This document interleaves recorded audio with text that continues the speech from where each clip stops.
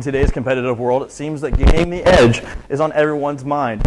Whether that be with politics, academia, or within sports, it seems that either cheating or being innovative is the only way for someone to get ahead. So we're here at the Longwood University Health and Fitness Center where we're about ready to get the workout of our lives. That's right. Today we're going to see what the personal touch is all about. We're here with exercise science major and personal trainer Mackenzie Hogan, who's really going to put us through the paces. Usually the finish line of any marathon is a place for joy and celebration of accomplishment. But in Boston, at the Boston Marathon on Monday, the finish line was transformed into a euphoric hell of fear and pain. At 2:50 p.m., the first of two explosions occurred on the north side of Boylston Street, yards from the finish line. Approximately 10 seconds later, the second detonated about 100 yards west of the first. We're here on Brock Commons where registration is just open for the Shane T. Adcock Memorial 5K Walk.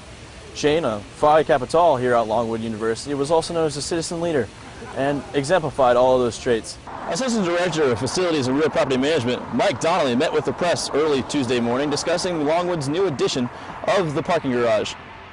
We're here at Jarman Auditorium where 2 nights of dance and heritage aim to enrich the lives of students here at Longwood. On Tuesday night, the Zipu Mutu African Dance and Culture Foundation, and on Wednesday, the Piscataway Indian Nation team up with Lancer Productions to bring 2 nights of culture-filled events. Today is Thursday, March 21st, 2013. Hello, my name is Jake Smith, and welcome to this week's edition of the Brock Commons Network newscast. We sadly begin our broadcast by remembering the passing of one of our own. Longwood student and Theta Chi fraternity brother Chase Wood passed away this past Saturday. Wood was a sophomore here at Longwood University, working towards his degree in criminal justice.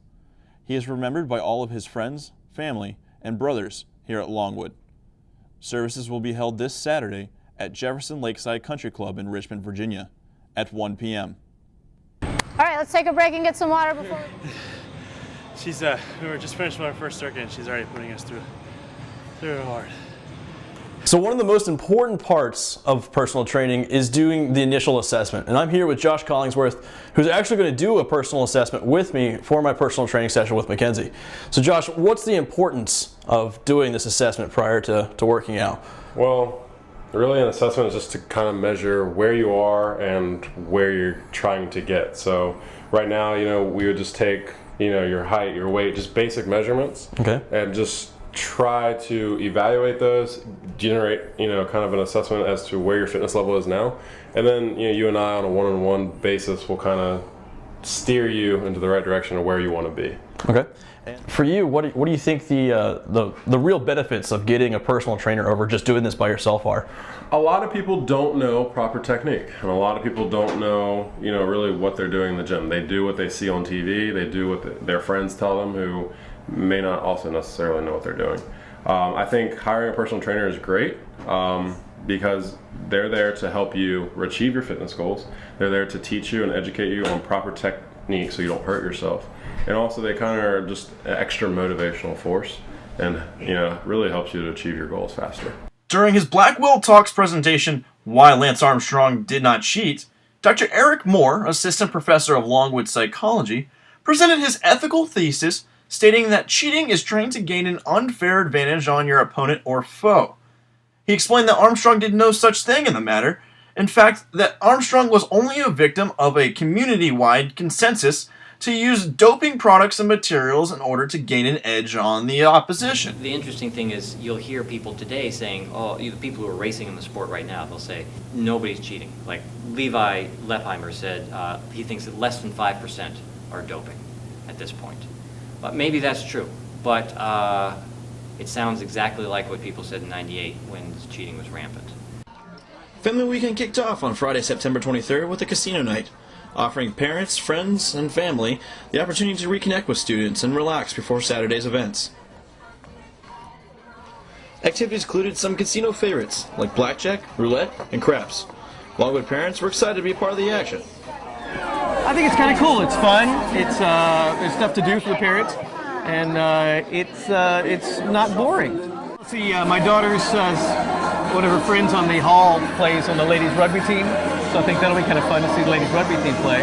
And then I think tomorrow night the hypnotist. I think that'd be kind of cool. There's lots to do. It's fun. From mandala sand paintings to dances to learn more about yourself, or dances that tell a story of who you are, Those are just some of the experiences that are available to students as Lancer Productions hosts the Longwood Culture Fest. It was a joyous beginning for some as the Longwood Greek community welcomed new members into its arms. BCN reporter Danny Roberts was in the middle of all of the action last Saturday. Longwood basketball will never be the same for most of us, as Longwood head basketball coach Mike Gilliam resigned last Thursday. Emily Beal has more on this story. And we are an educational artistic organization that was created in 1973 on the campus of Virginia Commonwealth University out of the need for the African American students there to become more close to their African ancestors and African traditions. This program was designed so we could share our culture, show our traditions of why we dance. When we're up there dancing, we tell our own story. We tell a story of what our life has gone for us and everything like that. So we want people to see that. That's why we come to do these shows, to educate people. For more Culture Fest events, visit the Lancer Productions website. For LU News, this is Jake Smith. And when asked, the Longwood University Police Department only released this statement saying that most of their charges with drugs and dealings of such are only about marijuana. Currently, it does not seem to be on their radar, and currently, it seems to not be in the face of the community. For BCN News, this is Jake Smith. So today's experience with Mackenzie and Josh was pretty intense, but the thing is, not every student can actually afford a personal trainer at Longwood. That's right, Danny, but campus recreation here at Longwood University has tons of outlets for getting active. With club sports and intramural leagues, getting out there is just half the battle. For the Brock Commons Network, I'm Danny Roberts. And I'm Jake Smith. Thanks, Danny. It's always great to see the happy faces of those coming into their own here at Longwood. That's all we have for this week's edition of the Brock Commons Network. Be sure to tune in next week. For now, this is Jake Smith.